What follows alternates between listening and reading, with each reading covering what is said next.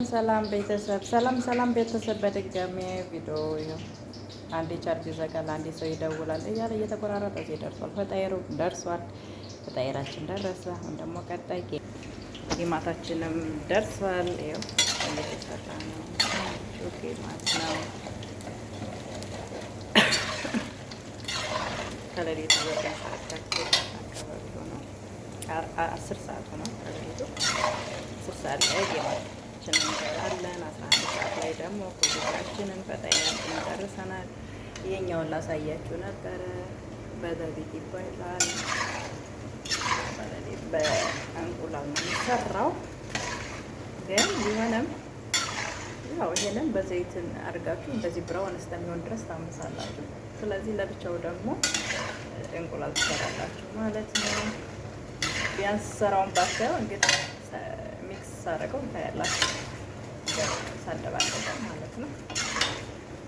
እና እጅናችን ፈጣይራችን እሳቱን ቀንስ አድርጋችሁ እንዳይበላሽባችሁ ጌማታችሁ ብራውን እስከሚሆን ድረስ በደንብ ተበስልሽ።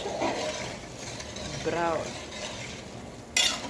ትናንትና ጠዋት የተነሳው ነው። በነገራችን ላይ ትናንትና ጠዋት 7 ሰዓት ላይ 1 ሰዓት ላይ 1 ሰዓት የተነሳው ነው። የልቤ ትርታ ሰው ልነግራችሁ አልችልም።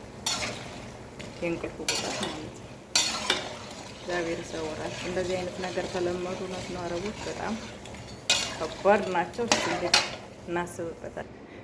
ስሙማ ቤተሰብ ጌማታችን ደርሷል። በነገራችን ላይ አሪፍ ጌማት ነው፣ ግን ብዙም አይደለም። ግን ይሁን ክራንች። ይሄ ጋር ደግሞ ኩብዛችን ደርሷል ማለት ነው። ኩብዝ ቴምር የሚባለው እኛ ሀገር ምን እንደሚባል ታውቃላችሁ? ጨጨብሳ ነው። ጨጨብሳ ነው የሚባለው። ከዛ ቁርስረስ እናደርግና እንደዚህ በማሽን እንፈጨዋለን ማለት ነው።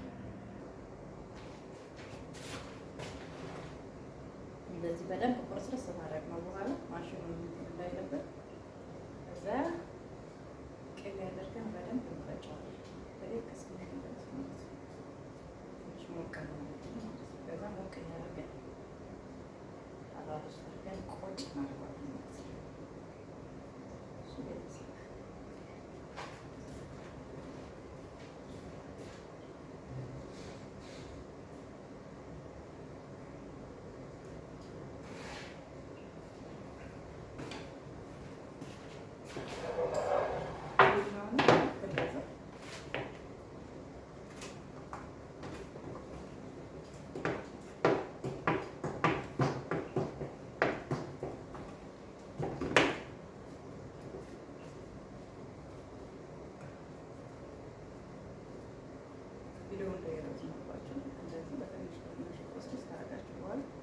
ለማሽን እንዲያመች ማለት ነው።